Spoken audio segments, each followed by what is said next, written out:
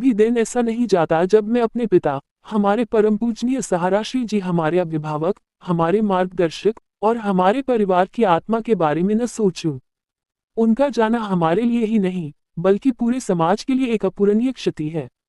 वे एक महान दूरदर्शी थे, अपने समय से बहुत आगे, जिनका संघर्ष और उपलब्धियां आज भी हमें प्रेरित करती हैं। उनकी महानता अद्वितीय है, उनके सिद्धांत अडिग है और उनकी आत्मा हम सबके भीतर जीवित है।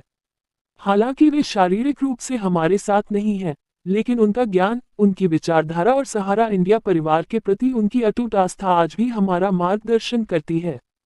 इस समय सहारा इंडिया परिवार का मूल सिद्धांत सामूहिक भौतिकवाद, कलेक्टिव मटेरियलिज्म और आत्म प्रेरणा, सेल्फ मोटिवेशन पहले से कहीं अधिक प्रासंगिक है। हमें याद रखना होगा कि उनका सपना, उनकी विरासत और उनकी दृष्टि हम सब में जीवित है। मैं समझता हूं कि आप सभी विभिन्न कठिनाइयों का सामना कर रहे हैं, अनिश्चितता, चुनौतियां और चारों ओर फैली उथल पुथल। लेकिन मैं आप सबसे बस यही कहना चाहता हूं, हम अकेले नहीं हैं। हम एक परिवार हैं और परिवार हमेशा एक दूसरे के साथ खड़ा रहता है, संघर्ष करता है और फिर ऊंचाइयों को छूता है। कोई भी तूफान इतना शक्तिशाली नहीं हो सकता कि हम सब उसका एकजुट होकर सामना ना कर पाए। हमें अपने संकल्प को नहीं डगमगाने देना है, हमें अपने आत्मविश्वास को कम नहीं होने देना है। ये समय है खुद को साबित करने का, अपने सहाराश्री जी की बनाए इस विरासत को बचाने का और साहस के साथ आगे बढ़ने का। सहारा परिवार की स्थिरता और समृद्धि सुनिश्चित करने के लिए हमें अटल कदम उठाने होंगे और सुदृढ़ व्यवस्थाएं लागू करनी होंगी, मजबूत प्रक्रियाएं, कड़े नियंत्रण और संतुलित प्रणाली। तभी हम ये सुनिश्चित कर सकते हैं कि परिवार सुचारू रूप से चले, सभी सदस्य गुणवत्तापूर्ण कार्यों पर ध्यान केंद्रित कर सके और संसाधनों का सर्वोत्तम उपयोग कर सके। गहरे विचार विमर्श और चिंतन के बाद मैं इस निष्कर्ष पर पहुंचा हूं कि हमारे संगठन का भविष्य इन प्रमुख स्तंभों पर निर्भर करेगा।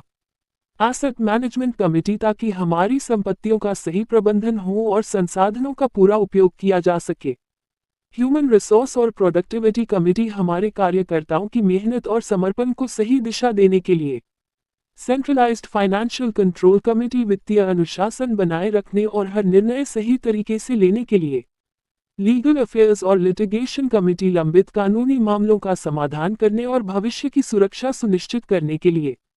स्टैट्यूटरी कंप्लायंस और रेगुलेटरी कमेटी, सभी नियमों और कानूनों का पालन सुनिश्चित करने के लिए, जिससे हमारी नींव मजबूत बनी रहे।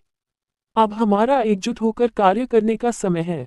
मैं सहारा इंडिया परिवार के वरिष्ठ सदस्यों से विनम्र आग्रह करता हूं कि वे आगे आएं और समर्पित समितियों का गठन करें, जिनमें अनुभवी और प्रतिबद्ध कार्यकर्ता शामिल हों। हमें मिलकर इन महत्वपूर्ण पहलुओं की जिम्मेदारी लेनी होगी, ताकि सही निर्णय लिए जा सके और संस्था सुरक्षित रह सके। आइए हम सब एक साथ आएं, पूजनीय सहाराश्री जी के सिद्धांतों का पालन करें और इस विचार को हमेशा याद रखें, सहारा इंडिया परिवार और हमारे निवेशकों के हित हमेशा सर्वोपरि रहेंगे। ये केवल हमारा कर्तव्य नहीं, ये हमारी श्रद्धांजलि, हमारा सम्मान और हमारी सहाराश्री जी से की गई प्रतिज्ञा है। हम कभी हार नहीं मानेंगे, हम कभी नहीं टूटेंगे, हम एक साथ उठेंगे और इस परिवार को और भी मजबूत बनाएंगे। गहरी श्रद्धा, अटूट विश्वास और सहारा। प्रणाम। सीमांत रॉय, सहारा इंडिया परिवार।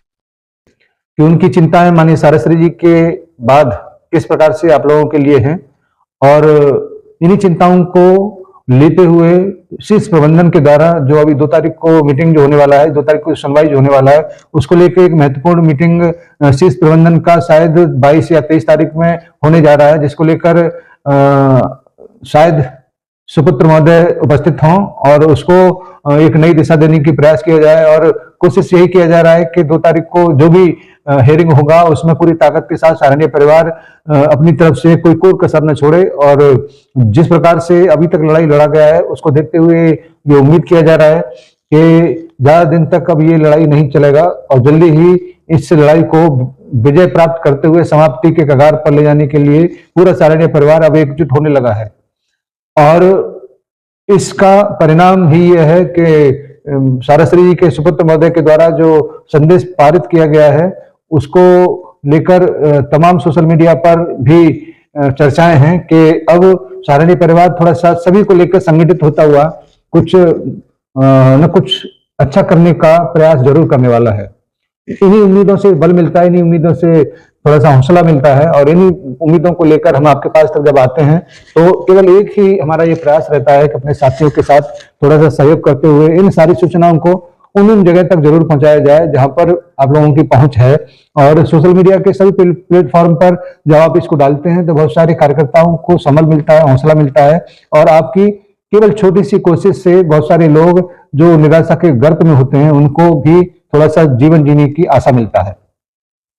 साथियों, मेरा कोई रोल है नहीं, केवल मेरा रोल यही है कि आपके बीच जो भी निराशा होती है, जो भी आप लोग थोड़ा सा गलत महसूस करने लगते हैं, उसको ठीक पटरी पर लाया जाए और हम सारी बातों को समेटते हुए उस रास्ते पर पहुंचे जहां पर आप सहारा इंडिया परिवार के ऊपर विश्वास करते हुए थोड़ा सा भी हौसला न हारें और उम्मीद करें कि जल्दी इस सारी घटनाक्रम का अंत होगा।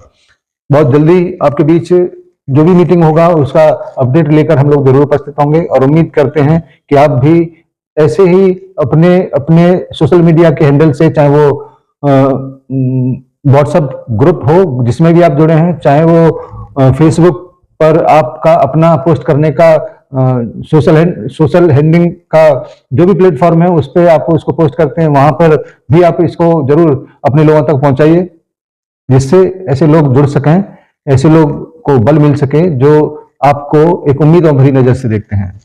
धन्यवाद आप सभी को, सादर सा प्रणाम और अपने प्यारे निवेशक साथियों को सादर नमस्कार।